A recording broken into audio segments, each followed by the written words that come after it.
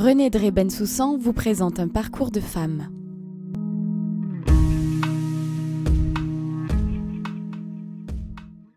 Bonjour chers auditeurs, bonjour. Aujourd'hui, je vais vous parler d'une actrice, comédienne, chanteuse, un monument de la chanson burlesque.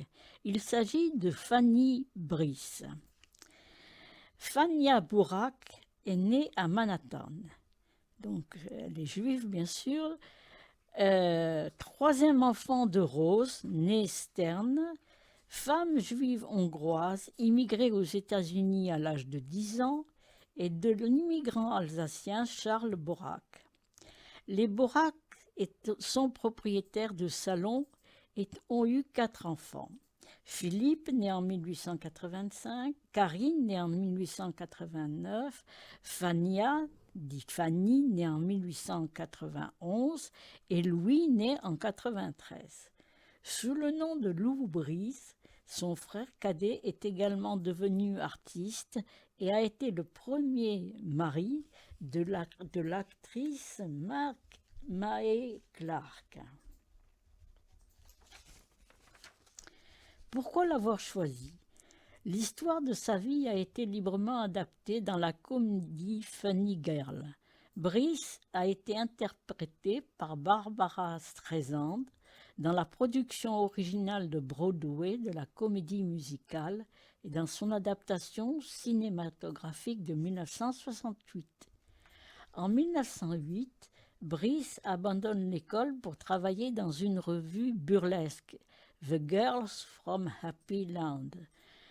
2 ans plus tard, elle commence sa collaboration avec Florence Ziegfeld en tête d'affiche de ses Ziegfeld Folies en 1910 et 1911.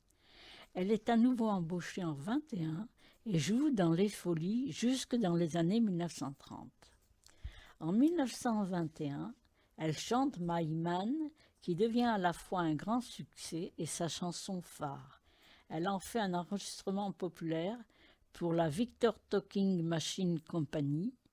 Là, elle a enregistré près de 2 douzaines de disques pour Victor et en a également gravé plusieurs pour la Columbia Records.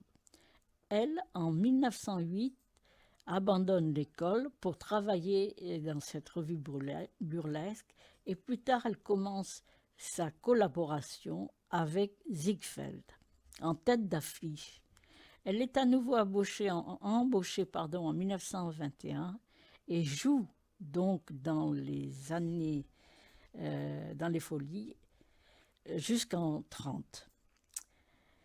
La première émission de radio de Brice était le Phil Courthouse en février. Dans les années 30, jusqu'à sa mort, Fanny est en présence de la radio en tant que petite fille effrontée, nommée Snook, le rôle qu'elle a créé dans un sketch des Folies, co-écrit par le dramaturge Moss Hart.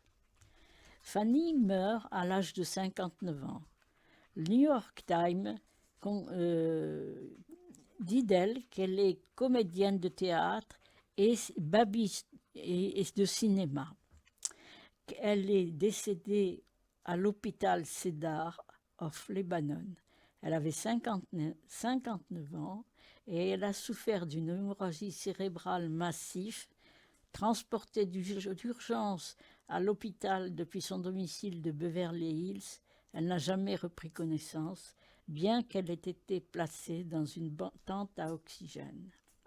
Alors, pour aller plus loin, et en français, Coleman Herbert, Fanny Brice, la drôle de fille originale, aux Oxford University Press en 1993, et Grossman Barbara, drôle de femme, presse universitaire de l'Indiana.